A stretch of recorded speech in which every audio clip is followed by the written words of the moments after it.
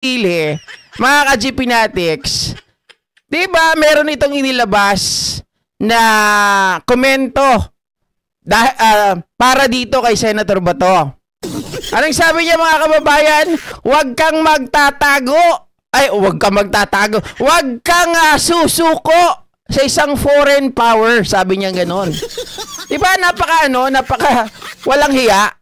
Piruin mo mga ka-GP Natics, imbis na kumbaga payuhan niya ng naayon. Etong si Senator Bato ay ganun pa ang payo ng isang boy sili. Talaga hindi nag-iisip eh. Sana man lang hindi na siya nagsalita. Sana man lang mga kababayan, sinarili niya na lang yung kanyang komento. Pero isa yun sa pagpapakita or indikasyon mga ka-GP Natics na itong mga Duterte ay walang pulutan ako. Walang isang salita. 'Di ba? Walang isang salita. Bakit kanyo mga kababayan? Panoorin po natin yung itong si Robin na matapang lang sa kapwa Pilipino. Pero pagdating po mga kababayan, doon sa ibang wala na to. Takot din pala, bahag din ng buntot. Mayabang lang eh. Ito, panoorin nyo. Yung pong patungkol dyan sa sinasabing fiction, alam niyo mga kapatid, maaring sa iyo, nakakapalakpak kayo. Pero kami, sa mga Muslim, hindi kami kailangan papalakpak. Fiction sa inyo yan, pero tumatama sa amin yun. Hulo is not fiction. Philippines is not fiction. Lugar namin yun. Rinaldo Gara. Inyo, okay. Pero sa amin, mananatili ang posisyon namin, nasaktan kami rito. The Muslims will never accept that this movie is a fiction. Maybe for you, but for us... Oy, baka sasabihin ng iba dyan anong kinalaman nito. Hindi, gusto ko lang ipakita yung tunay na ugali ni Robin Padilla. Kasi sa kapwa Pilipino, matapang siya. Ha? Talagang binubulyawan niya, mga kababayan, which is hindi po dapat ugali ng isang senador yan. Di ba dapat ang mga resource person ginagalang? No, because terrorism is never a part of our religion. Sir, I stand with you. No, pumapalakpak ka, bawal dito eh. Hindi pumalakpak. Kanina pa ako kumakalma sa inyo. Pumalakpak ako kay... hindi ko gusto pumapalakpak ka. This is my hearing. Humihingi ako ng paumanhin. Ay, hindi! Ay, hindi! Ayaw ko pumapalakpak ka. This is my hearing. Wow! Grabe siya. Dapat di mo na pinatawag. Di ba? Mga kababayan, doon naman sa pumapalakpak, pangit nga rin naman talaga yun. Pero, hindi ganoon ang, kumbaga pagsisita ka ng tao, hindi ganoon ang pananalita, di ba? Parang above all, walang hiya. Senator, I agree with you. Yung yung nirerespeto ko yung naramdaman mo. I am active also helping with the BARM authority through our government services. Ang... nag-agree kami. Ang position lang namin is about banning of films in general. So, nire-respeto namin yung nararamdaman nyo. And I agree with that. Mga kababayan, di ba? Isa yan sa isang example ng ugali ni Robin Padilla. Tapang-tapangan. Ito pa. Ganun lang sa tenga, uupakan kita. Maniwala ka sa akin. Tapos papunta tayo sa DOH and PNP. Apo, Senator Padilla. Salamat po, Chairman. Sundan ko lang po yung tanong ni Senator Raffy. Kasi dapat automatic yung Chairman pagka may dalawang partido doon sa harap mo. Kakausapin mo pareho, di ba? Di ba? Bakit naman ang pinakinggan mo lang, yung amo lang, hindi mo kinausap yung isa? Di ba automatic yun, pakikinggan mo yung dalawang partido?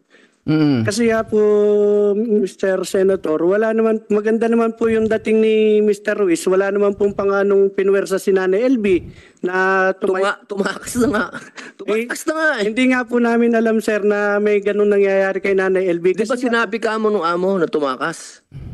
Tumakas nga daw po kasi ang sabi niya, kaiba na yung ginagawa niya sa tindahan. Wala na daw pong...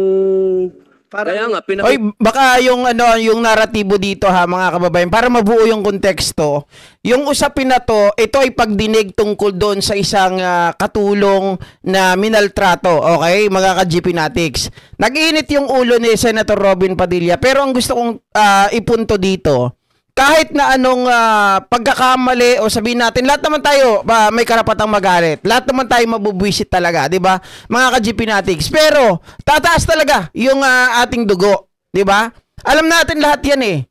Ang mga Pilipino kapag merong nasasaktan, pag merong minamaltrato, talagang nandoon yung ano natin, yung sympathy, yung empathy natin, 'di ba? Mga ka-GP Natics, kaya lang tayo ay tayo ay binoto ng taong bayan, tayo ay isang senador. So at all times dapat ipakita mo yung pagiging maayos mo. Sa pakikipag-usap pa lang makikita na kaagad yung tunay na pag-uugali mo.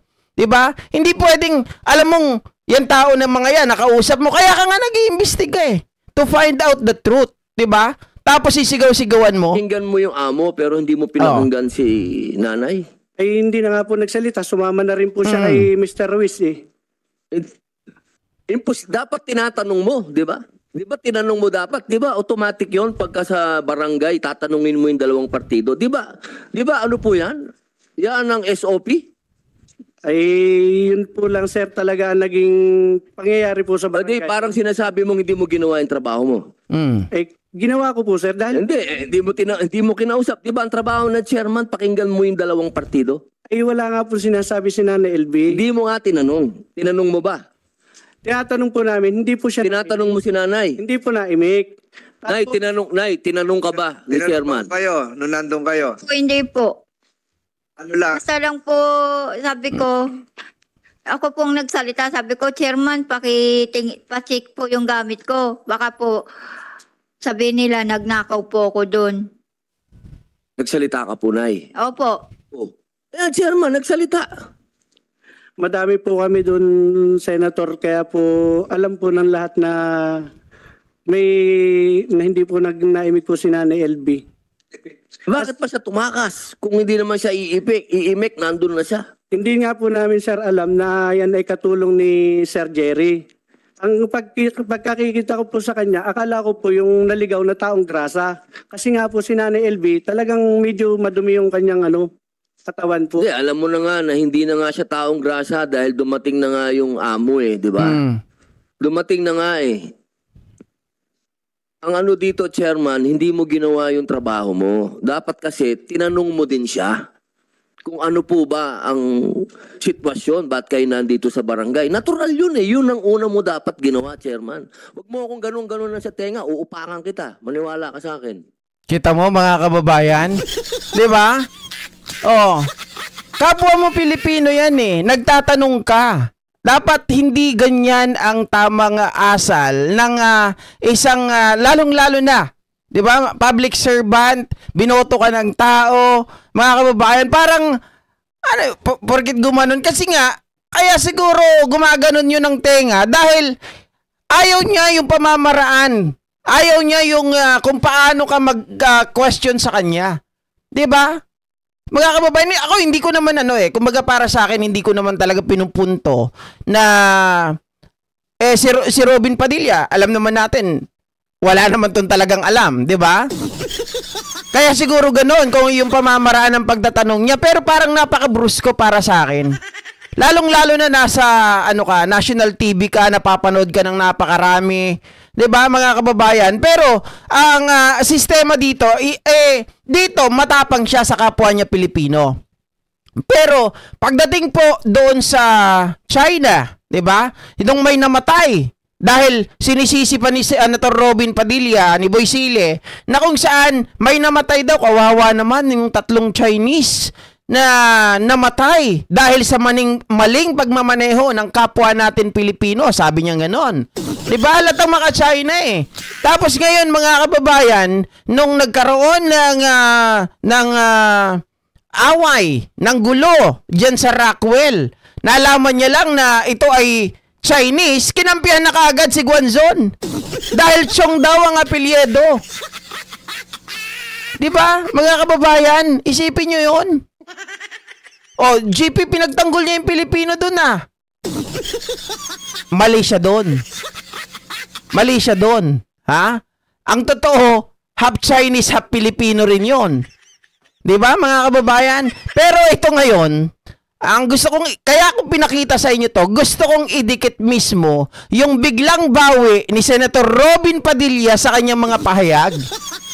Na noong una, sabi niya, noong March 30, 2023, kung hahabulin o hulihin natin o hulihin nila si Bato, isama nyo na ako. Dahil ako, isa ako sa mga sumuporta kay Pangulong Rodrigo Roa Duterte dyan sa drug war. Pero ngayon, mga kababayan, ang advice ko kay Senator Bato ay never surrender to foreign power. Dalawa to eh. Takot siyang sumama kay Bato, mga kababayan, dahil pag nahuli si Bato ay kailangan, di ba? Kailangan niyang sumama din. Kasi talagang lolokohin siya ng tao dito. Sasabihin sa kanya, o nasa na yung pangako mo? Kung si Senator Bato, sabi ni Trillanes, may pa make my day pa. Oh, tapos sasabihin din dito kay Robin Padilla, oh, akala ko ba sasama ka sa ano pag nahuli si Bato? Sa dahig. Di ba? Ganito yung yung klase ng style ng mga DDS na walang isang salita. Oh. Diba? True Lenny supporter, GP kakampi ka sa dayuhan kaysa sa kapwa mo Pilipino? Sino ba, ako ba tinatanong ninyo? Ganito yan mga kababayan. Depende kung sino ang tama. Hindi porket kapwa Pilipino, kakampihan mo. Okay? Kung sino ang tama. Sabi ko nga yung asal ni Guanzon, kung ang tinutukoy nyo po ay yung kay Guanzon, okay, na kinampihan ni Robin Padilla, magsama po kayo. 'Di ba? Kasi yung style ng ng question nyo ay pangit. Okay? Depende po kasi yan. Ang pagkampi po, okay, nasa tama ka dapat. Hindi porket, regardless kung saan nang galing yan, whether ito ay Pilipino, Chinese, Amerikano, o kahit anong lahi pa yan. Kung sino po yung tama, doon ka dapat kumampi. Diba? Doon ka dapat kumampi. Huwag mong kakampihan yung kapwa mo Pilipino kung mali naman. Yung pinakita ni Guanzon, racist siya doon. Gusto nyo kampihan si Guanzon? Gusto nyo si Robin Padilla? Kakampihan nyo yung statement ni Robin Padilla na wala daw sino man Pilipino or dayuhan ang pwedeng magpaalis sa Pilipino sa sarili niyang lugar? It was a simple advice, mga kababayan, to cover your mouth. Diba? Ayon sa DOH na kailangan kapag nasa pampublikong lugar ka, diba? Magkaroon ka ng respeto sa kapwa mo. Na dapat, mga kababayan, huwag kang manghawa ng sakit. Alam mo, ego lang yung tumama dyan kay Guanzon eh. Ayaw niya nang mapagsasabihan, kaya nagwala. Oh. Hindi ba? Yun ang katotohanan. At hindi ako kakampi sa isang taong mali. Lalong-lalo na kapag hindi mo inalam ang punot dulo. Walang iya. The way you act, the way you speak, halatang ikaw yung racist eh.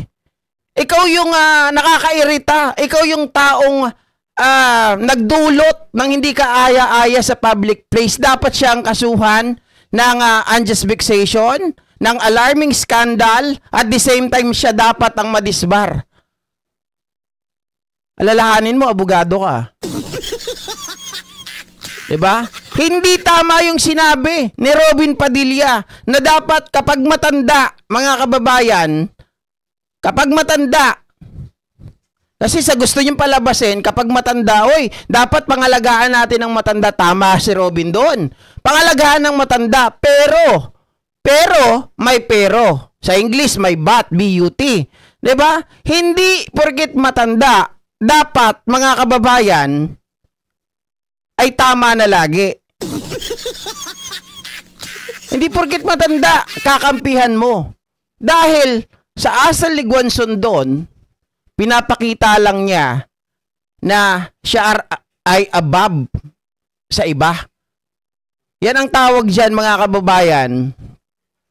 Sobrang pang-aabuso sa karapatan ng kapwa mo. Sabihin mo, puta ka. PI ka, sabi niya ganoon. Oh, wala ka namang Gucci. Wala ka namang Rolex. Oh. Yes. Pakiram din ni Buangso natapakan yung ego niya doon. 'Di ba? Oh, ngayon, si Robin Padilla. Mga kababayan, nakita nyo naman ang tapang pag sa kapwa niya Pilipino. Pero, kapag pupunta na siya sa ibang bansa, kapag siya binitbit doon, wala pala tong tapang na to eh. Kala ko kaya niyang panindigan. Yung kanyang mga sinasabi. Kasi kung kaya niyang panindigan, sige, dapat ang payo niya kay Bato, sige, sumuko ka na. Sasamahan naman kita eh. Diba? Dapat ganon. Sumuko ka na, Senator Bato. Huwag ka mag-alala, sasamahan naman kita. Ipaglalaban kita. Oo. Kay Guanzon, parang everyone must know and kowtow to her. Dapat, kailangan yumukod ka sa kanya. Di ba? Oo. Galit si Boy Silly sa incheck. Bakit siya magagalit kay Bongo? Sa Saldico. Mga tiwali sa gobyerno mga yan. Alam mo, hindi ako naniniwala na galit siya sa incheck. Kampi lang talaga siya kay Guanzon. Kasi doon lang sa West Philippine Sea.